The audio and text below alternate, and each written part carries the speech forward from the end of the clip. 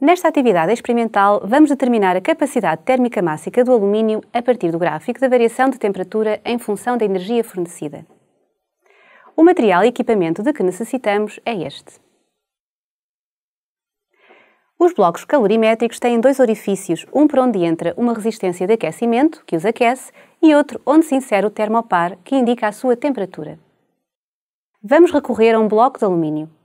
Medimos a sua massa, 1015 gramas, ou seja, 1,015 kg. A incerteza associada a esta medição é 1 grama. Deitamos algumas gotas de glicerina nos orifícios, de modo a facilitar as transferências de energia, e introduzimos a resistência e o termopar no bloco calorimétrico que fará parte de um circuito. O circuito, para além do bloco calorimétrico com a resistência de aquecimento, do sensor de temperatura, de um amperímetro e de uma fonte de alimentação em série, tem o voltímetro em paralelo com a resistência de aquecimento. Repara que o bloco está sobre uma placa de cortiça para minimizar as perdas de energia para o exterior. O voltímetro e o amperímetro devem ser convenientemente ligados. E não nos podemos esquecer de escolher a escala mais adequada em cada um. Ligamos a fonte de alimentação ajustada para cerca de 6,5 volts e depois o sensor de temperatura. A temperatura inicial do bloco é 15,7 graus Celsius.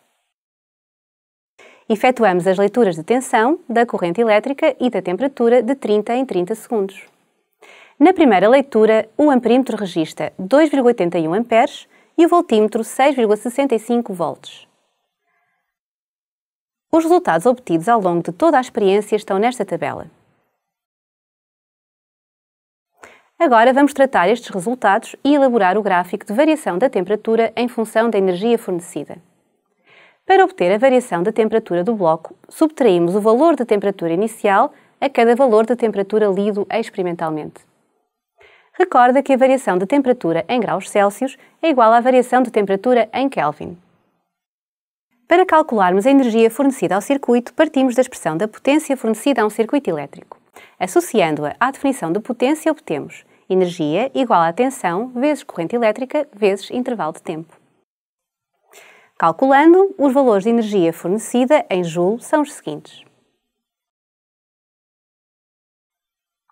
Estamos agora em condições de traçar o gráfico da variação de temperatura do bloco de alumínio em função da energia fornecida. A equação da reta que a define é ΔT igual a 7,7 vezes 10 elevado a menos 4 vezes E menos 0,559. O valor de correlação linear confirma que a curva obtida é uma reta. Da equação do gráfico podemos retirar o valor da capacidade térmica mássica do alumínio. Para isso, recorda a expressão que relaciona a energia fornecida a um objeto e a sua variação de temperatura.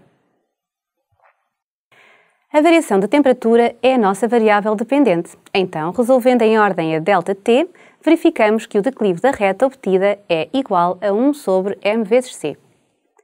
Resolvendo esta igualdade em ordem a c, ficamos com c igual a 1 sobre m vezes declive, ou seja, 1 sobre 1,015 vezes 7,7 vezes 10 elevado a menos 4, onde c é igual a 1,28 vezes 10 ao cubo joule, quilograma menos 1, Kelvin menos 1.